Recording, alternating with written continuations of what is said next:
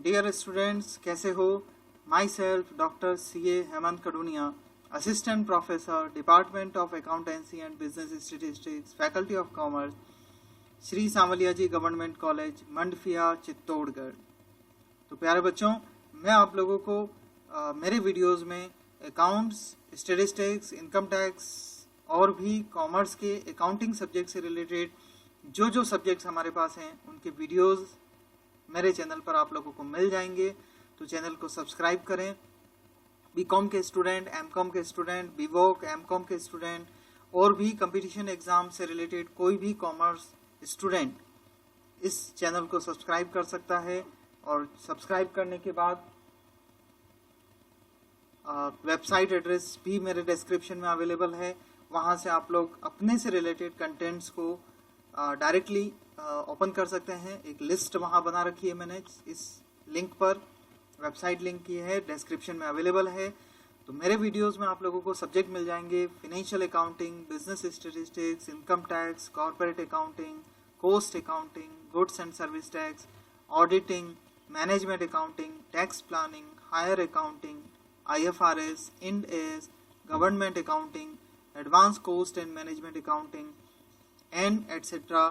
और अगर आप लोगों को इसके अलावा भी किसी कंटेंट में एक्सप्लेनेशन की जरूरत हो तो जो वीडियो है उसके अंत में आप लोगों को ईमेल आईडी और व्हाट्सएप नंबर अवेलेबल करवाया है मैंने। उसके अंदर आप लोग मुझे कंटेंट भेजकर इन्फॉर्म कर सकते हैं कि सर इस पे आप वीडियो बनाकर हमें बताएं।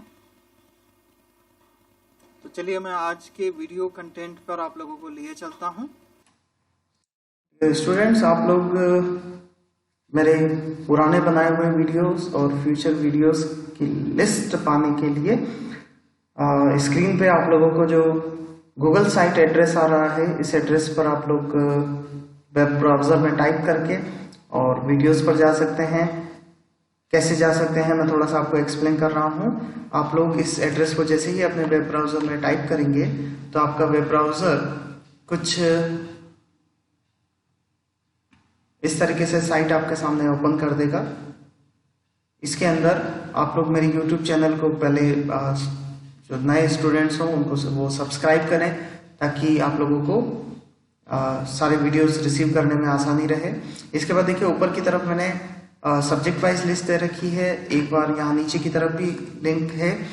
ये आपके लिए अप्रिसिएशन और क्वेरी या फीडबैक का आपके लिए क्वेश्चन वो दे रखा है। आप लोग अगर कोई क्वेश्चन पूछना चाहें तो इसके थ्रू मेरे से पूछ सकते हैं। और ये सब्जेक्ट वाइज पूरी लिस्ट दे रखी है। अगर जैसे आपको इनकम टैक्स का वीडियो देखना है या स्टैटिस्टिक्स का वीडियो देखना है, जो भी सब्जेक्ट का वीडियो देखना है, आप उस सब्जेक्ट पे क्लिक करो, आपके सामने पूरी की पूरी लिस्ट खुल जाएगी। और पर्टिकुलरली जिस वीडियो को आपको देखना हो उस वीडियो पर क्लिक करेंगे तो सीधे वो वीडियो आप लोगों का स्टार्ट हो जाएगा।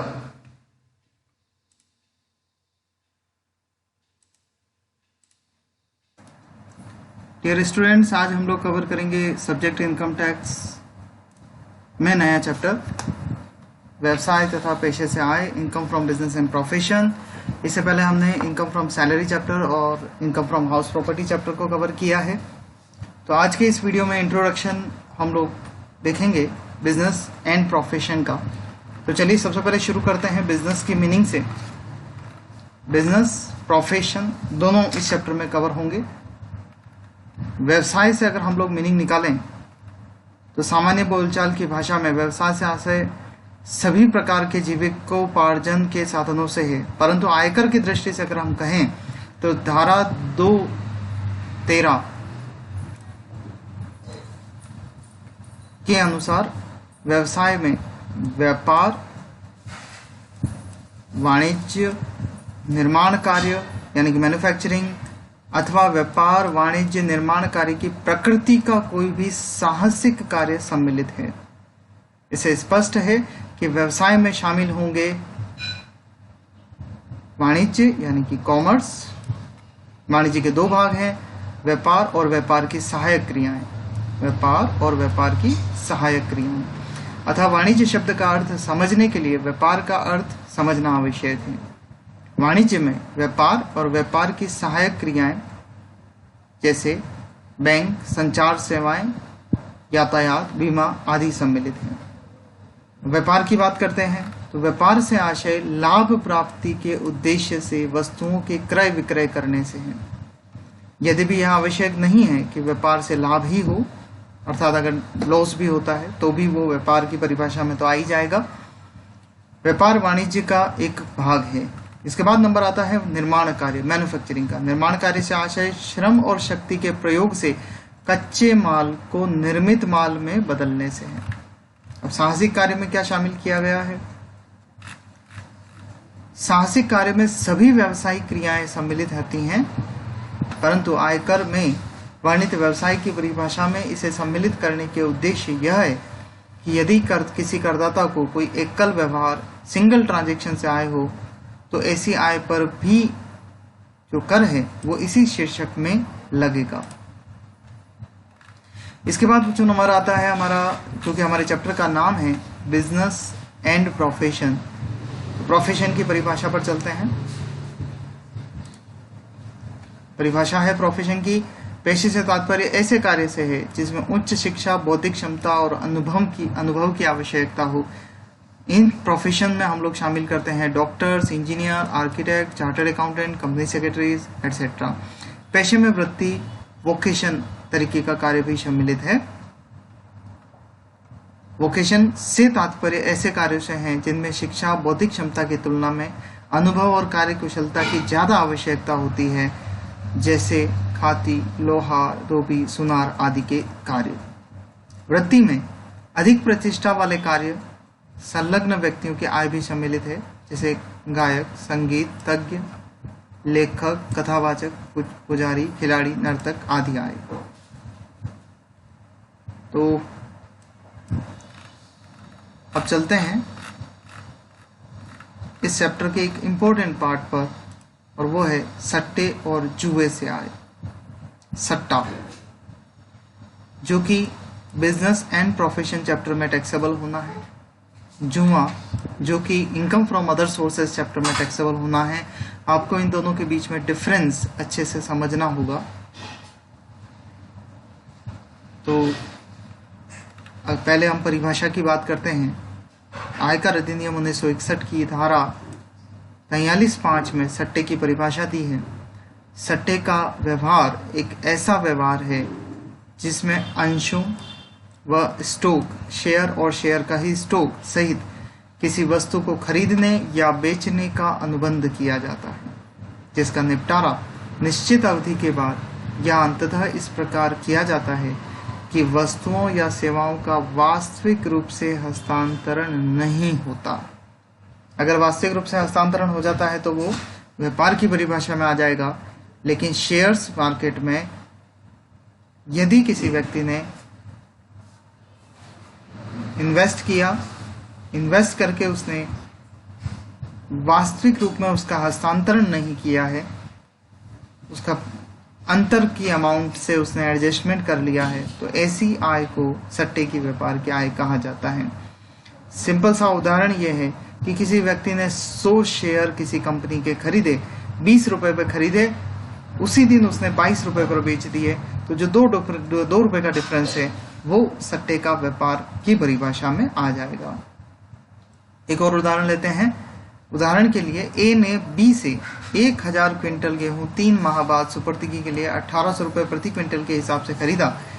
यदि 3 महीने बाद गेहूं का मूल्य 1850 रुपए हो गया तो बी इसके पास में 2 विकल्प हैं। प्रथम विकल्प में बाजार से 1850 रुपए के प्रति क्विंटल की दर से गेहूं खरीद कर 1800 रुपए प्रति क्विंटल की दर से आपूर्ति करे, अथवा दूसरे विकल्प के रूप में 1850 और 1800 इंटू 1000 50,000 रुपए का भुगतान ए को करे।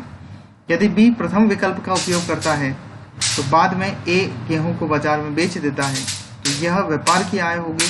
परंतु यदि बी मूल्य के अंतर के रूप में 50,000 रुपए ए को देता है तो यह आय जो होगी वो सट्टे की व्यापार की आय होगी। मीन्स अगर वस्तु या अंशों का वास्तविक हस्तांतरण नहीं किया गया है निश्चित अवधि के बाद में, तो इसे सट्टे की परिभाषा में शामिल किया जाएगा। तो इस परिभाषा से यह बात बिल्कुल क्लियर हो जाती है कि कोई आय सट्टे की आय तभी हो सकती है जब कंपनी के अंश या स्टॉक या वस्तुओं के क्रय विक्रय अनुबंध का निष्पादन भविष्य में बिना माल की सुपुर्दगी के किया जाए। परंतु यदि कोई सट्टा किसी घटना के घटित होने या न घटित होने से संबंधित हो, जैसे क्रिकेट का या चुनाव की हार जीत का सट्टा, तो इससे होने वाले लाभ हानि को सट्टे की लाभ हानि न मानकर इसे जुए की लाभ हानि माना जाएगा। मतलब आप ये निश्चित कर लें कि किसी पर्टिकुलर घटना के घटित होने या न होने के आधार पर अगर कोई सट्टा लगाया गया है तो वो जुए का लाभ हानि माना जाएगा, उसे सट्टे का व्यापार नहीं माना जाएगा। इसी प्रकार से यदि किसी सट्टे के लेन देन में अनुबंध का निष्पादन वास्तविक वस्तु या अंशों के आदान प्रदान से कर दिया जाए तो वह सट्टे का लेन देन नहीं कहलाएगा। इसके विपरीत यदि वास्तव में माल की सुपुर्दगी लेने या देने के उद्देश्य से कोई वास्तविक लेन देन किया जाए, अंततः सिर्फ बाजार मूल्यों के अंतर का प्रदान प्रदान ही किया जाए, तो वह सट्टे का व्यवहार कहलाएगा। आगे चलते हैं, गैम्बलिंग की परिभाषा देखते हैं। जुए की आय से तात्पर्य ऐसी आय से है जो किसी घटना के घटित होने या न होने पर निर्भर करती है, जैसे गुड़दौड़, लॉटरी आदि से आय। जुए की आय को व्यवसाय एवं पेशे की आय से शीर्षक में शामिल नहीं किया जाता, इसे अन्य साधनों की आय शीर्षक में शामिल किया जाएगा, जो कि हम income from other sources chapter जब पढ़ेंगे तब उसमें इन इनकम को कवर करेंगे। तो आप कैसे डिसाइड करेंगे कि यह आय सट्टे की आय है या जुए की आय है? तो चलिए अंतर को देख लेते हैं। आय की प्रकृति, सट्टे की आय के लिए व्यवसायिक योग्यता होना आवश्यक है, जबकि जुए के लिए किसी प्रकार की योग्यता आवश्यक नहीं होती। आय का आधार, सट्टे की आय से आशय ऐसी आय से है जिसमें व्यवसायिक अनुबंधों का निष्पादन मूल्यों में अंतर के आदान प्रदान द्वारा होता है, जबकि जुए में किसी घटना के घटित होने पर निर्भर होती है, जैसे लॉटरी, गुड़दौड़ की आय। यह बात इंपॉर्टेंट रखेगी कि सट्टे से आय व्यवसायिक अनुबंधों के मूल्यों में अंतर है, जबकि जुए से जो आय है वो किसी एक पर्टिकुलर घटना के घटित होने या न होने से संबंधित होती है। किसी शीर्षक की आय किस शीर्षक की आय होगी? तो सट्टे की आय को हम बिजनेस एंड प्रोफेशन चैप्टर में टैक्सेबल करेंगे, जो चैप्टर हम लोग अभी पढ़ने जा रहे हैं, और जुए की आय को अन्य साधनों की आय में शामिल किया जाएगा।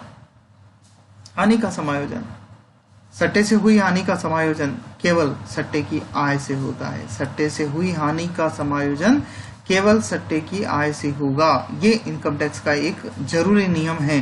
जब हम हानियों का समायोजन वाला चैप्टर पढ़ रहे होंगे तो इसकी डिटेल में बात करेंगे। जबकि जुए की हानि का समायोजन कभी भी किसी भी शीर्षक से नहीं हो सकता, क्योंकि जुए से संबंधित आय में से किसी प्रकार के व्यय अथवा हानि को कटौती के रूप में स्वीकार नहीं किया जाता है, कटौती नहीं मिलती है। किए गए व्यय की कटौती, सट्टे की आय प्राप्त करने के लिए किए गए व्ययों की कटौती मिल सकती है, लेकिन जुए से संबंधित किसी प्रकार की कटौती, व्ययों की कटौती नहीं मिलती।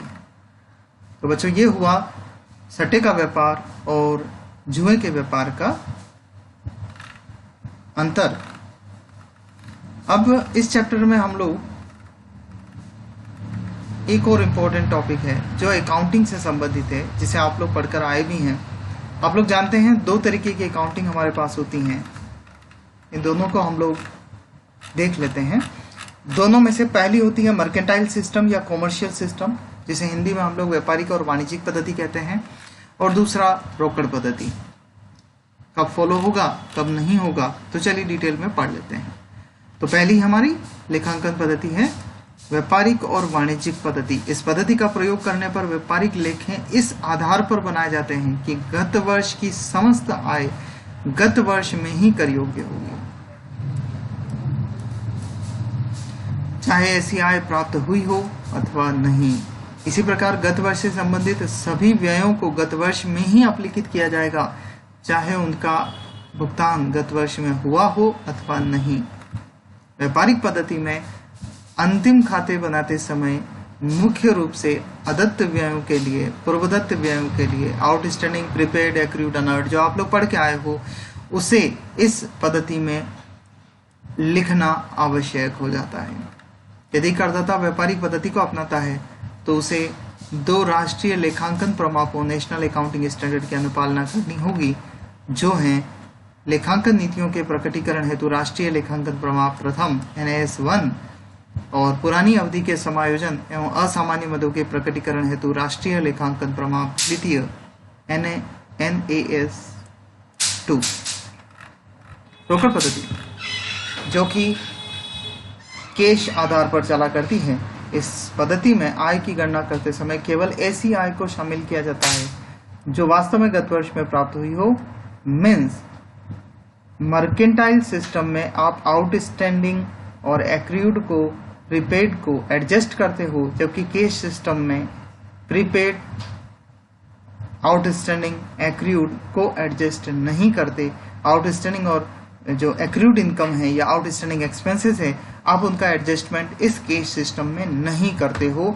वास्तव में जितनी राशि प्राप्त हुई अथवा वास्तव में जितनी राशि नकद भुगतान किया गया, केवल उसी को आप लोग इस केश सिस्टम में लिखते हो। तो रिसिट एंड पेमेंट अकाउंट में रिसिट में जो वास्तव में प्राप्त हुई राशि वो आ जाएगी और पेमेंट में वास्तव में जो भुगतान किया गया वो आ जाएगा।